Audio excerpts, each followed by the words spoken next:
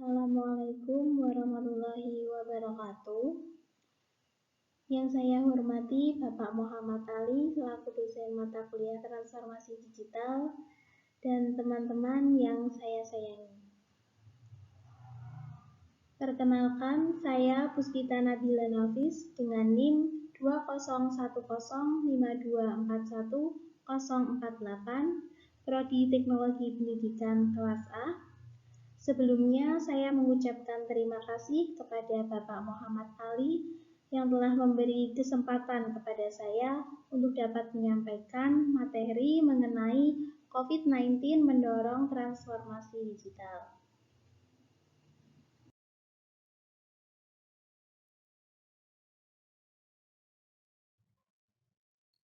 Untuk yang pertama, saya akan menjelaskan mengenai COVID-19. Jadi, COVID-19 adalah virus yang menginfeksi sistem pernafasan. Pada banyak kasus, virus ini menyebabkan infeksi pernafasan ringan. Namun, virus ini juga bisa menyebabkan infeksi pernafasan berat, seperti infeksi paru-paru. Virus ini menular melalui percikan dahak dari saluran pernafasan, misalnya ketika berada di ruang tertutup yang ramai, dengan sirkulasi udara yang kurang baik, atau kontak langsung dengan droplet. Untuk yang selanjutnya, saya akan menjelaskan mengenai transformasi digital.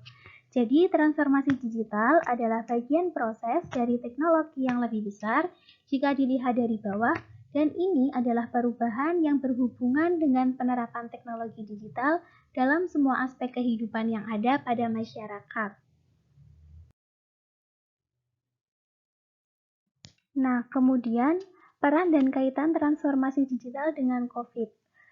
Pandemi COVID-19 ini mendorong keadaan berubah menjadi lebih menekankan pada pemanfaatan teknologi digital.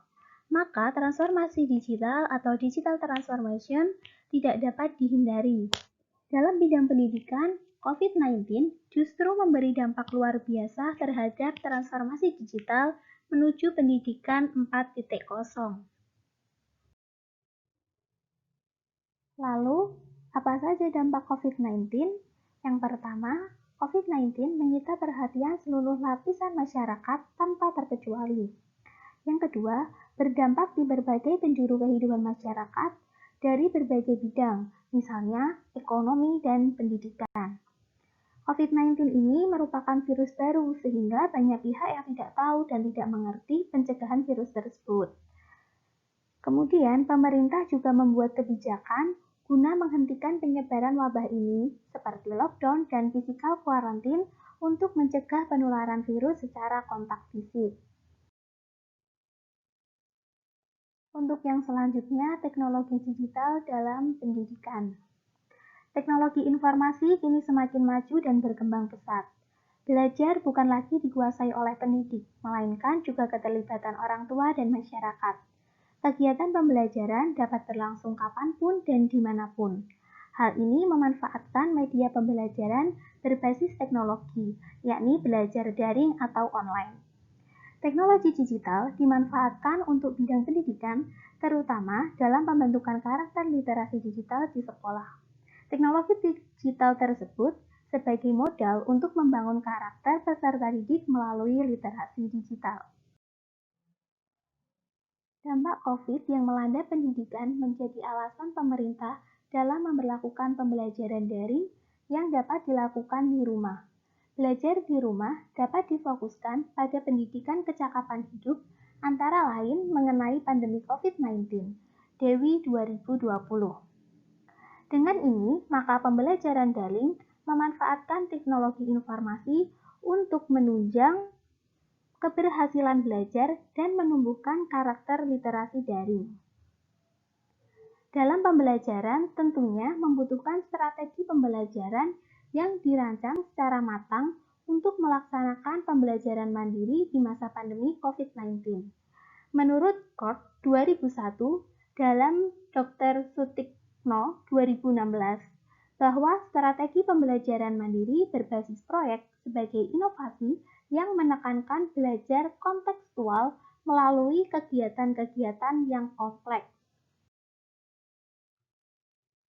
Menurut Aditya 2020, sejak tanggal 28 Mei 2020, Kementerian Pariwisata dan Ekonomi Kreatif sebagai payung kelembagaan negara tertinggi yang menaungi industri pariwisata dan ekonomi kreatif atau di mana industri jasa hospitality ada di bawahnya, telah menyiapkan tahapan-tahapan pariwisata untuk menyambut adaptasi kebiasaan baru.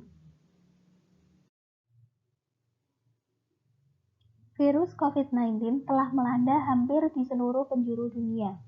Laju pertumbuhan virus ini membawa berbagai dampak bagi segala aktivitas kehidupan manusia, sehingga pemerintah mengeluarkan peraturan tentang PSBB yang akan terus berlangsung.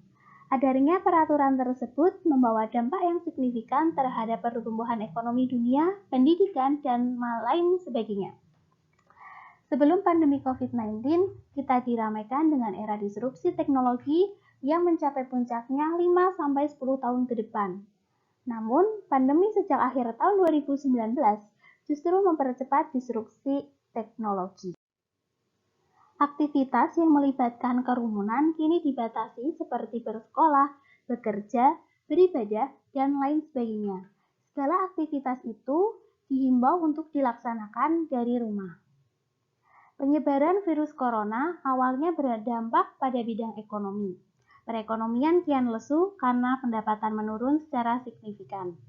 Bidang ekonomi yang merasa paling terdampak adalah sektor pariwisata yang memiliki efek ganda dalam perekonomian nasional. Industri pariwisata ditopang oleh pelaku usaha dari skala global sampai industri UMKM yang jumlahnya mencapai jutaan. Pembatasan sosial berskala besar yang menyebabkan terhentinya aktivitas sektor pariwisata yang terdampak langsung terhadap para pengusaha kecil di sekitarnya. Pandemi COVID-19 ini dikatakan sebagai era disruptif baru sektor ekonomi.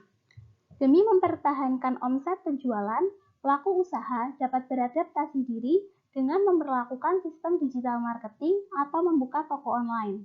Dengan digital marketing, pelaku usaha dapat terbantu dalam mempromosikan dan memasarkan produk maupun jasa. Selain ekonomi, dampak COVID-19 di bidang pendidikan juga memberi pengaruh signifikan. Anak Indonesia mulai merasakan krisis pendidikan. Permasalahan yang dialami anak adalah sulit menguasai pengetahuan, kesenjangan antara kelompok yang mampu dan tidak mampu, siswa mengalami kelelahan dan stres, kurangnya istirahat. Pembelajaran secara daring dengan memanfaatkan e-learning untuk mengefektifkan siswa belajar kapanpun dan dimanapun kini menjadi solusi dari pemerintah. Untuk menunjang keberhasilan belajar, maka dapat menggunakan beberapa aplikasi antara lain Google Classroom, aplikasi WhatsApp, Ruang Guru, Zenius, Google Suite for Education, aplikasi Zoom. Munculnya COVID-19 mengakibatkan percepatan pengembangan teknologi, terlebih bidang pendidikan.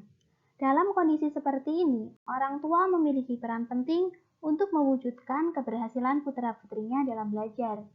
Sebelum peserta didik terjun ke literasi digital, penting bagi lingkungan keluarga untuk membekali anaknya dengan memberi pemahaman tentang karakter mengolah kecerdasan emosi yang baik, sehingga anak tidak mudah terpengaruh hal-hal yang tidak baik. Jika peserta didik sudah mempunyai karakter, literasi digital baik tentang kesopanan, budi pekerti yang mulia, maka tidak perlu dikhawatirkan lagi dalam bermedia sosial. Kemudian, apa saja yang bisa menjadi kunci untuk menghadapi disrupsi di masa pandemi ini? Nah, salah satu kuncinya adalah dengan optimalisasi teknologi digital. Para pelaku baik bidang ekonomi, kesehatan, maupun pendidikan harus mampu beradaptasi dengan peran baru, jalan baru, dan ekspektasi baru dengan cara menata strategi baru melalui pemanfaatan digitalisasi. Baik teman-teman, kesimpulannya adalah pandemi COVID-19 memberikan dampak yang besar di berbagai bidang dan seluruh lapisan masyarakat. Dengan dikeluarkannya kebijakan pemerintah untuk belajar, bekerja, beribadah, dan melakukan segala aktivitas dari rumah, maka mendorong munculnya inovasi yang berkaitan dengan kemajuan teknologi. Dengan teknologi tersebut, setidaknya dapat mengatasi dampak dari pandemi COVID-19. Transformasi digital yang diperkirakan akan berkembang pesat beberapa tahun ke depan, kini telah mengalami percepatan. Pandemi COVID mendorong segala kegiatan yang berhubungan dengan teknologi informasi. Sekian yang dapat saya sampaikan. Apabila ada kekurangan, saya mohon maaf. Wassalamualaikum warahmatullahi wabarakatuh.